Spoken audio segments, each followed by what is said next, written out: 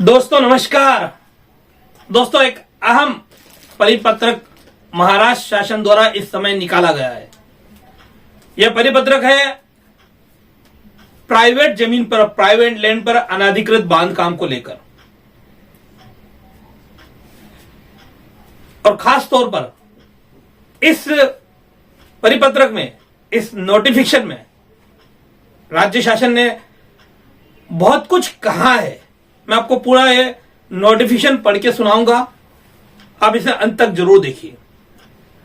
और आचोला विजय लक्ष्मी नगर के 41 बिल्डिंग तोड़क कार्यवाही में जो प्रभावित लोग हैं वो भी इसको देखे, वो भी इस परिपत्रक के आधार पर अगर उनके पुनर्वसन का कुछ हो सकता है तो आगे बढ़े। तो मैं शुरू करता हूं। परिपत्रक सामने आया 25 फरवरी को एक परिपत्रक निकाला है निर्मल कुमार पंडित चौधरी, उप सचिव महाराष्ट्र शासन ने। इन्होंने यह परिपत्रक राज्य के सभी महानगरपालिका के आयुक्त, कलेक्टर सभी को भेजा है। आप पत्र की शुरुआत में देख सकते हैं। इसके विषय में खास तौर पर लिखा गया है, राज्यातील कार्यरत विविध नियोजन प्राधिकरण हद्दीतील खाजगी जमिनीवर अनधिकृत बांधकामांना प्रतिबंध आणि तत्काल कार्यवाही बाबत, यानी कि पूरे राज्य भर में जो कोई खाजगी मतलब प्राइवेट लैंड है, प्राइवेट जमीन है, उस पर बने अनाधिकृत बांधकाम पर प्रतिबंध लाना। बांधकाम अनाधिकृत तौर पर बहुत जारी रहते हैं। खास तौर पर वसई विरार की बात करें तो यहां हर रोज अनाधिकृत बांधकाम शुरू है।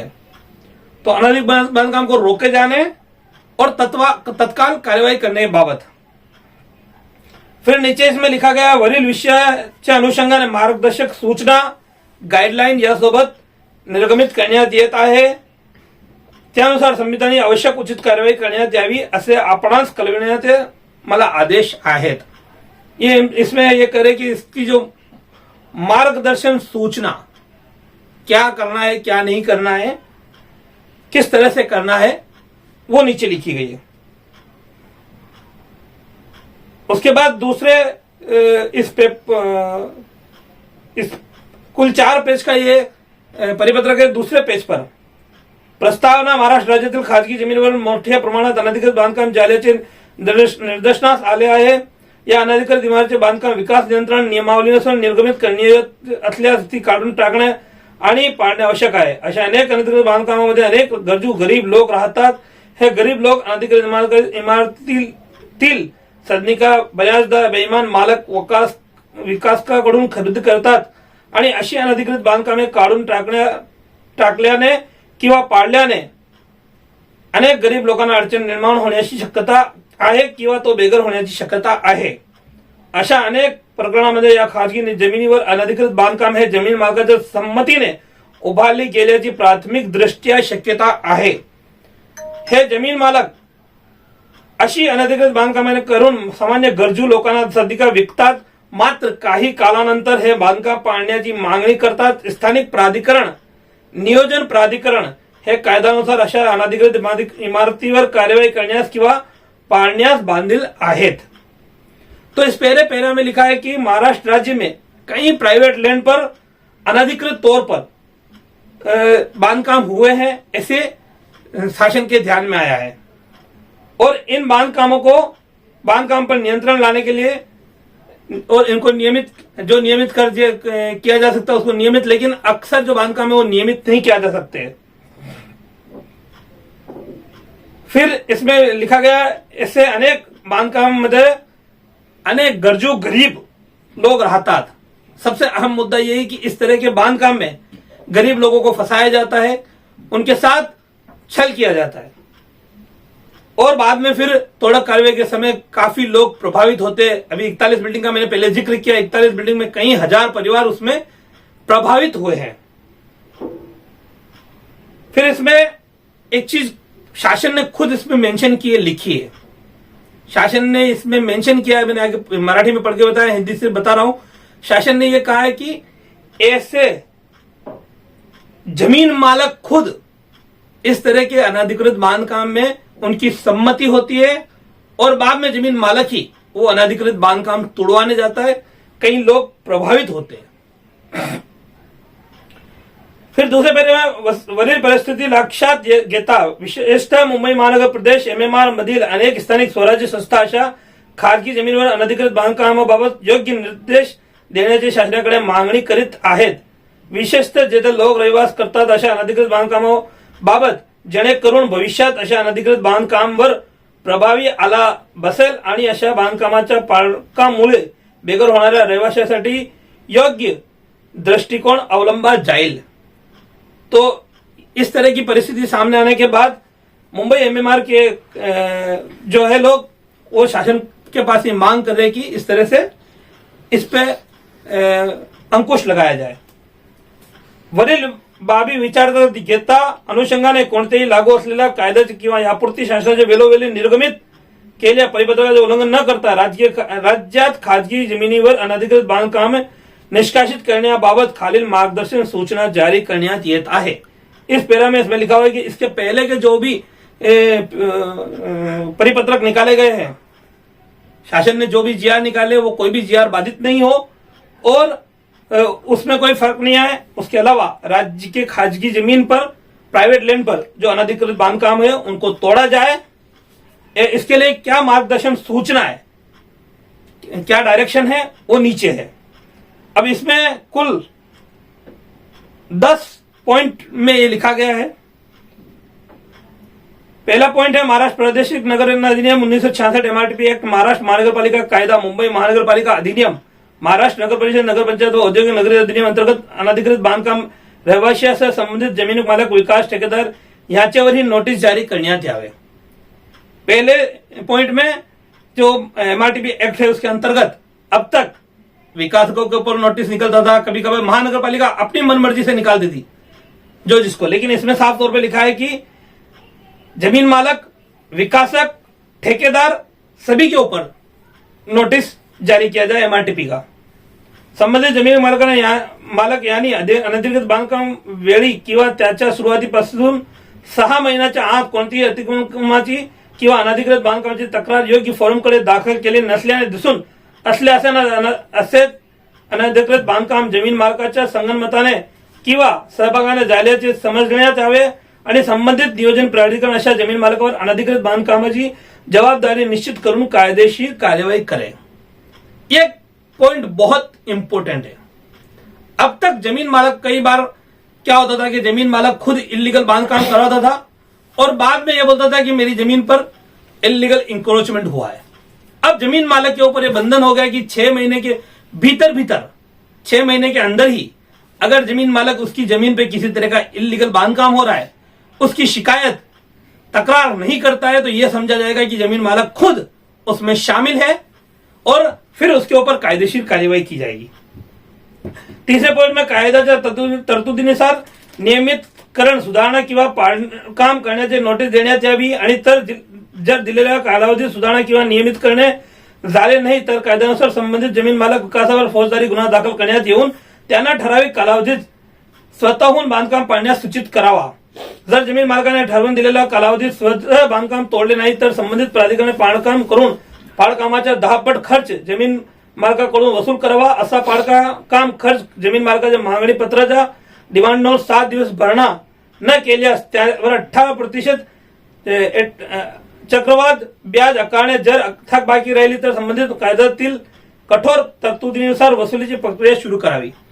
इस तीसरे पैरा में तीसरे पॉइंट में लिखा गया है कि अगर कायदे के तरतुदीनुसार नियमित किया जा सकता है, सुधारना की जा सकती है तो वो करने के लिए उसको कहा जाए और अगर वो नहीं हो पाता है तो बांधकाम को तोड़ने के लिए जमीन मालक को ही कहा जाए कि तुम ही स्वतः उसको तोड़ो 7 दिन के अंदर। अगर जमीन मालक नहीं तोड़ता है तब संबंधित प्रशासन उसको तोड़े और उसके तोड़ने का जो खर्च है वो 7 दिन के डिमांड नोटिस में जमीन मालक से वसूला जाए। अगर वो 7 दिन में पैसा नहीं देता है तब उसके ऊपर 18% की दर से चक्रवर्ती ब्याज लगाया जाए और अगर उसके बावजूद भी थक बाकी रहता है यानी कि पैसा वो नहीं भरता है तो उसके ऊपर कायदे कठोर कार्यवाही की बात लिखी गई है। इसके बाद चौथा पॉइंट है स्थानिक स्वराज्य संस्था नियोजन प्राधिकरण यांनी अनधिकृत बांधकाम इमारतीतील रहिवाशांना खरेदी विक्री कागदपत्र नोंदणीकृत करार भाडे करार इत्यादीची माहिती संकलित करावी। जोपर्यंत अशा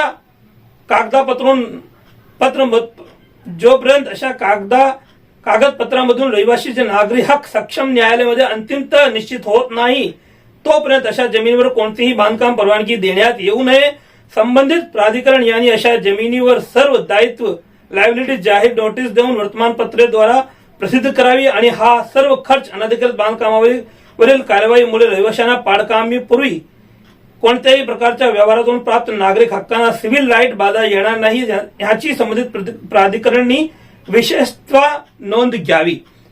इसमें लिखा है कि जिस बांधकाम की वजह से जो लोग प्रभावित हो रहे उनको उनका हक मिले, सिविल राइट मिले, उसके लिए महानगर पालिका उनके खरीद बिक्री कागज नोंदणीकृत अनोंदणीकृत करार भाड़े करार वो सब जो है अपने पास रखे ताकि वो कोर्ट में जाकर अपना हक मांग पाए, उनको हक अपना मिले। और जब तक एक एक व्यक्ति को अपना हक नहीं मिले तब तक महानगर पालिका या जो भी प्राधिकरण है वो किसी तरह की वहां पर विकास की परवानगी परमिशन नहीं दे।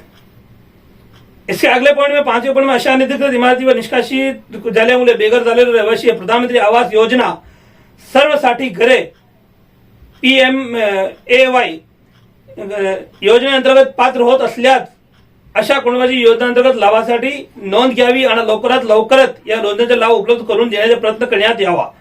कुटुंबाकडून प्रधानमंत्री आवास योजनेअंतर्गत घराचा अंतिम ताबा घेण्याचा थोडा विलंब अपेक्षित असल्यास परंतु कायमस्वरूपी संक्रमण शिबिर PTCच्या उपलब्धतेत अधीन राहून ताबडतोब घर सोडावा लागल्यास अशा कुटुंबासाठी ठराविक वेळेसाठी भाड्याच्या घराची व्यवस्था करण्यात यावी।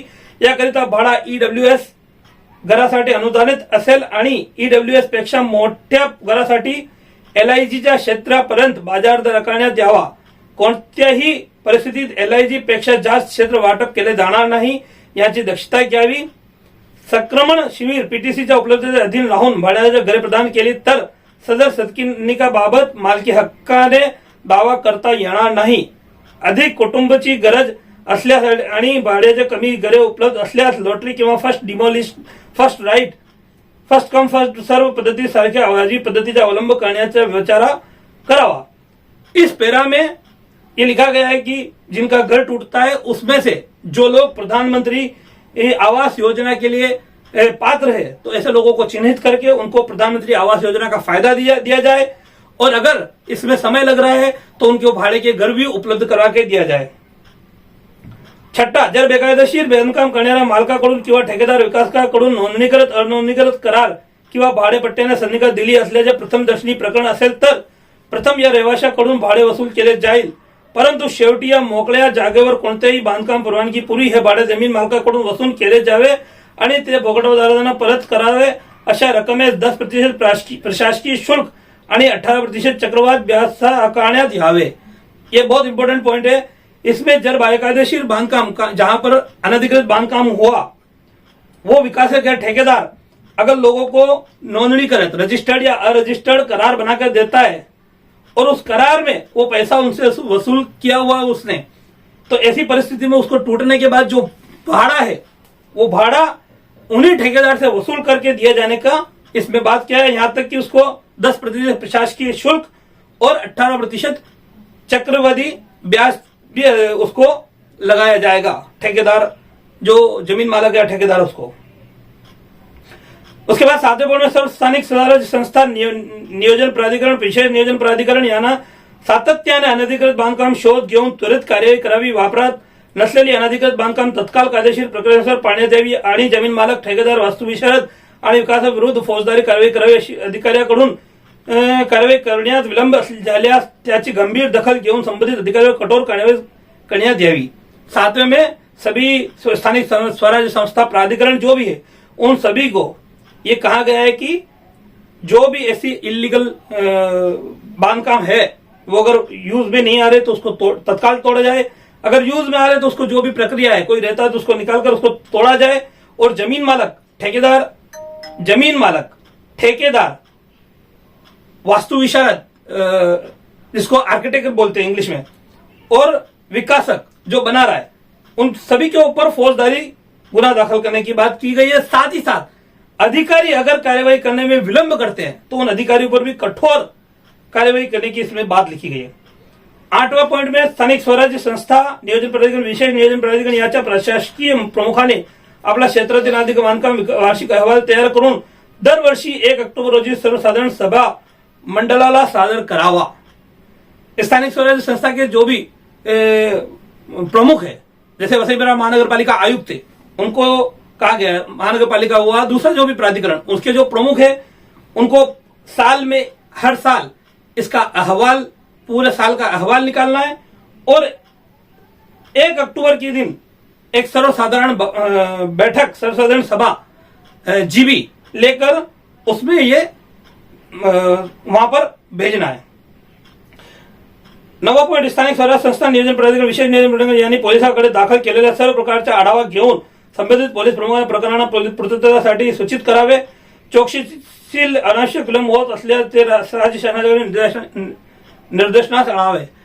ये इस 9वें पैरा में लिखा, 9वें पॉइंट में लिखा गया है कि महानगरपालिका जो एमआरटीपी का महानगरपालिका या जो भी प्राधिकरण, हम यहाँ महानगरपालिका बोल रहे लेकिन जो भी है पूरे महाराष्ट्र शासन के लिए, पूरे महाराष्ट्र राज्य के लिए, तो जो भी वहां पर सक्षम प्राधिकरण है उन्होंने अगर पुलिस को एमआरटीपी अंतर्गत गुना दाखिल करने का और प्रोसीजर करने का अगर पत्र दिया हुआ है, पुलिस की तरफ से उसमें देर की जा रही है, तो इसमें यह है कि पुलिस के आला अधिकारी को ऑर्डर है कि उनकी सबकी जानकारी लो और उस पर कार्यवाही करो। आपको बता दूं कि इसी मामले में वसई अंतर्गत वसई की विधायक स्नेहा दुबे पंडित ने ऐसा ही एक पत्र मीरा भाईंदर वसई-विरार आयुक्तालय के आयुक्त को दिया हुआ है कि महानगरपालिका ने आपको कई मामलों में एमआरटीपी एक्ट अंतर्गत गुना दाखिल करने के लिए बोला गया है, लेकिन विभिन्न पुलिस स्टेशन में काफी कम गुना दाखिल हुए हैं और कार्यवाही नहीं हो रही है। तो ये पॉइंट में, 9वें पॉइंट में इसका जिक्र है। 10वें पॉइंट में वरील सर्व भागदर्शक कोणत्याही विशेष प्रकरणात माननीय न्यायालयाचे आदेश अधीन आहेत, कोणत्याही न्यायालयाने दिलेल्या आदेशात कोर्टकार पालन करणे बंधनकारक आहे। ही मार्गदर्शन सूचना न्यायालयाने दिलेल्या निर्णयापेक्षा कोणत्याही व्यक्तीला अतिरिक्त हक प्रदान करत नाही। 10वां विषय है कि कोई भी ये जो सूचना है, ये जो दी गई है, ये किसी भी प्रकरण जो अगर कोर्ट में है और कोर्ट में जो न्यायप्रविष्ट मामले है, उस मामले में जहां कोर्ट का जो फैसला रहेगा उसके ऊपर है, उसके ऊपर ये जो है अधिक हक प्रदान नहीं करेगा, वहां पर ये लागू नहीं है क्योंकि मामला कोर्ट में है। तो कहीं ना कहीं ये जिस तरह से मैंने आपको बताया 10 पूरा मार्गदर्शन सूचना शासन ने ये जाहिर की 10 पॉइंट में, इसका आने वाले समय में बहुत इफेक्ट पड़ने वाला। और कहीं ना कहीं ऐसा आप कह सकते हैं कि अगर शासन प्रशासन चाहे तो अनधिकृत बांधकाम पर अब पूरे महाराष्ट्र भर में जो है वो अंकुश लगाया जा सकता है। महाराष्ट्र शासन ने इसकी पहल कर दी है, अब इसको अमल में लाने का काम संबंधित जो भी प्राधिकरण है, महानगरपालिका है, जिला कलेक्टर है, उनको किया जाना है। तो फिलहाल आज की इस वीडियो में ये काफी वीडियो इंफॉर्मेटिव है, इसको आप शेयर ज्यादा से ज्यादा कीजिए, लोगों तक पहुंचेगा। और जो लोग अब तक बाधित हैं उनको किस तरह से प्रधानमंत्री आवास योजना का फायदा उठाना है, वो इस